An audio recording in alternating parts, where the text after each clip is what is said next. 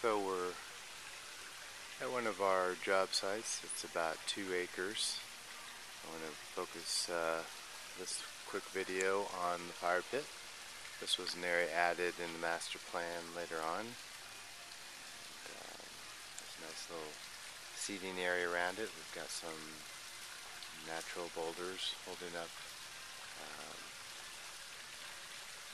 the landscape and creating seating.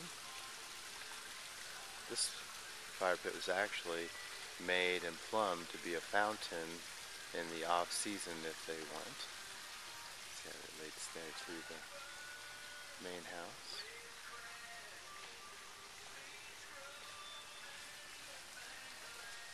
There's another angle of the seating area around the fire pit.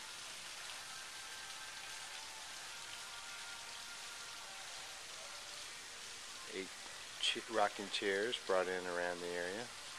We'll go a little closer here. See how we have the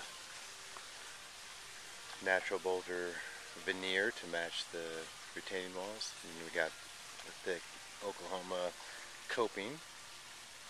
Inside we've got the fire brick. You can see some of the plumbing on the side there that it will be used for the fountain. It's all brass so they can take the heat. And not real pretty on the inside right now, obviously just remnants of an old fire. And again, you can see the retaining walls that around this that are made out of the same boulders that the veneer is on the fire pit. Around this you can see where we've got some planted pots. Add some color. This is a tough time of the summer, so just the strongest surviving inside the pots right now. Coleus, hydrangea up there for year round, and the caladiums just love the heat, so they're doing really good over here. So, interesting about master plans, how they evolve. This sitting area and this fire pit was not part of our master plan. Just seemed to be one of those items that made sense, that was very much part of the function of the way they entertained, and so we elaborated on it and created this larger dedicated area. And that's our seating and fire pit area for this job. In this video I wanted to show some examples of some mature river birches. River birches are an underused plant in our landscapes. If the watering's correct, they're used to being on river banks, so they love to have water pumped to them, but they have just a sculptural effect on their trunks. It's got an exfoliating bark, usually multi-trunk. You can't get them single, but I think they're much more interesting in multi-trunk. And they have kind of an airiness to them. They don't feel too heavy.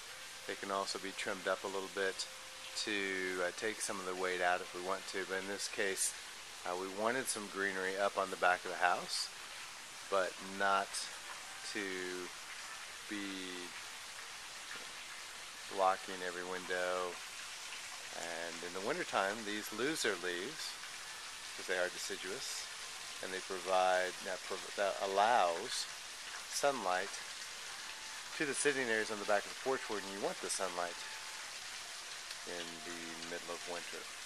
So these river birches were put in about 12-14 foot high, and now they're about 25 feet high, and that has been about 4 years.